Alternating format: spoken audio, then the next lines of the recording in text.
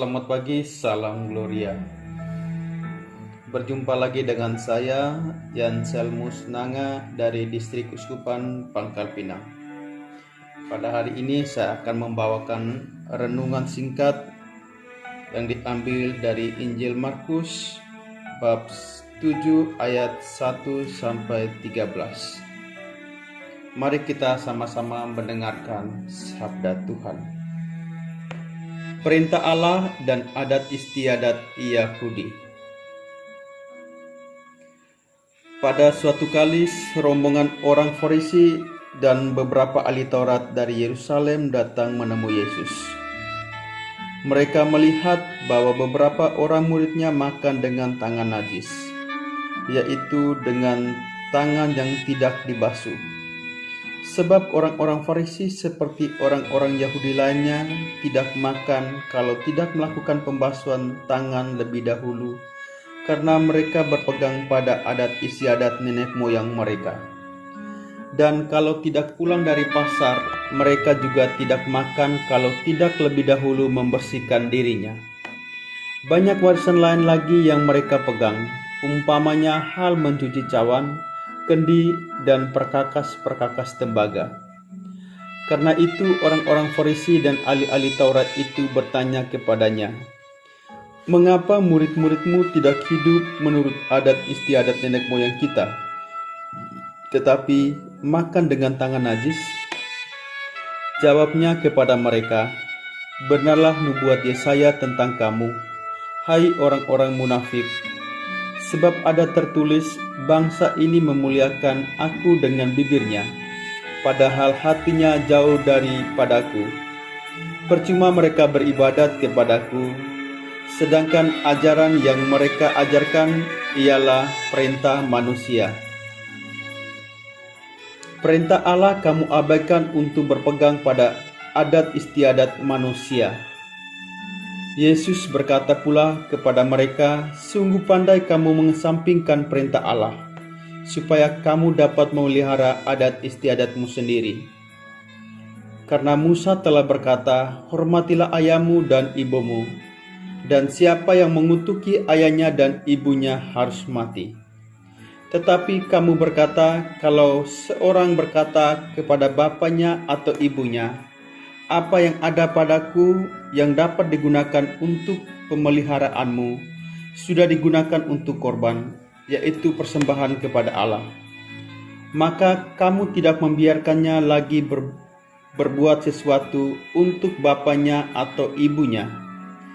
Dengan demikian firman Allah kamu nyatakan tidak berlaku demi adat istiadat yang kamu ikuti itu. Dan banyak hal lain seperti itu yang kamu lakukan." Demikianlah sabda Tuhan. Kakak-kakak senior di mana saja berada, bacaan hari ini juga menggugah hati kita semua, terlebih kita yang mencintai organisasi ini dari awal hingga dengan saat ini.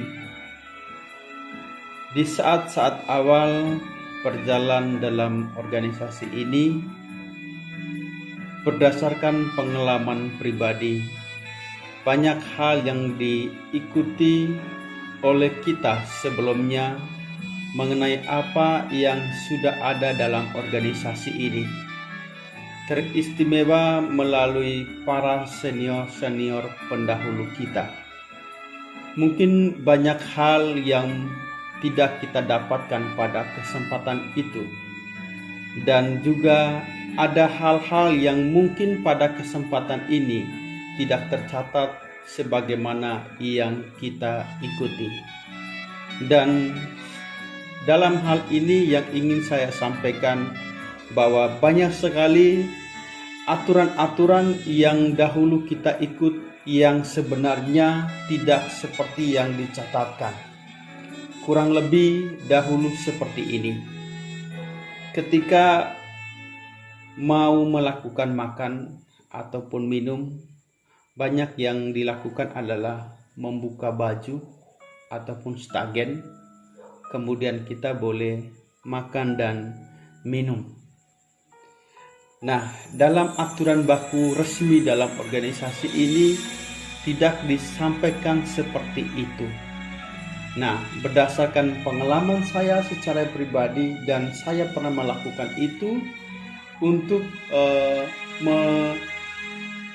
melakukan sebuah hukuman terhadap senior yang pada kesempatan itu saat makan tidak membuka baju.